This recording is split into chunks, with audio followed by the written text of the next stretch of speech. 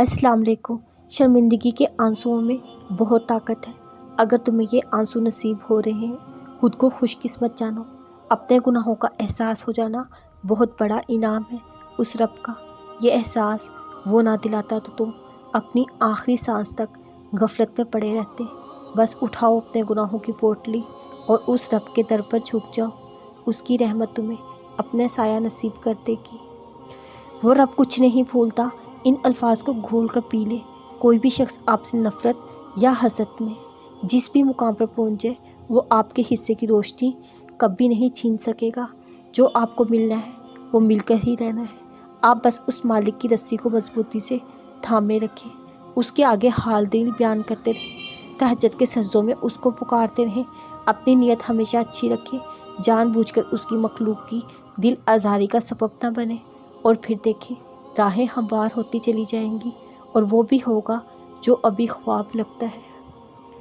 آپ کو اور مجھے اس وقت پتہ بھی نہیں زمین کے کس حصے میں کون سا گندم کا دانہ ہمارے نصیب کا ہے، پھلوں میں سے کون سے پھل پر میرا یا آپ کا نام لکھا ہے، پانی کا کون سا قطرہ ہمارے لیے لکھ دیا گیا ہے۔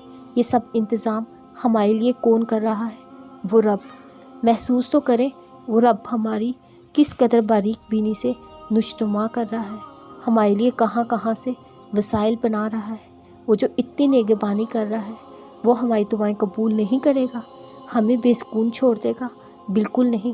اس رب پر اپنے معاملات چھوڑ دیں، وہ پالنے والا خوب جانتا ہے۔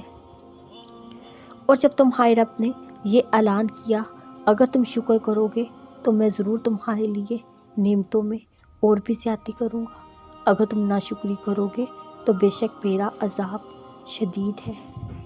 جو لوگ ایمان لاتے ہیں اللہ کے ذکر سے، ان کے دل مطمئن ہوتے ہیں، تو خوب جان لو ذکر اللہ سے دل اطمینان پاتے ہیں۔ جس نے موت حیات کو خلق کیا تاکہ تمہیں آزمائے کہ تم میں سے کون بہتر عمل کرنے والا ہے، اور وہ زبردست بخشنے والا ہے۔ تم سمندر کی گہرائی سے پکارو گے، اللہ وہاں بھی تمہاری سنے گا۔ بس تمہیں یقین رکھنا ہے جو اس سے مانگ لیا جائے وہ مل کر ہی رہتا ہے، پھر وہ تمہیں وہاں سے دے گا۔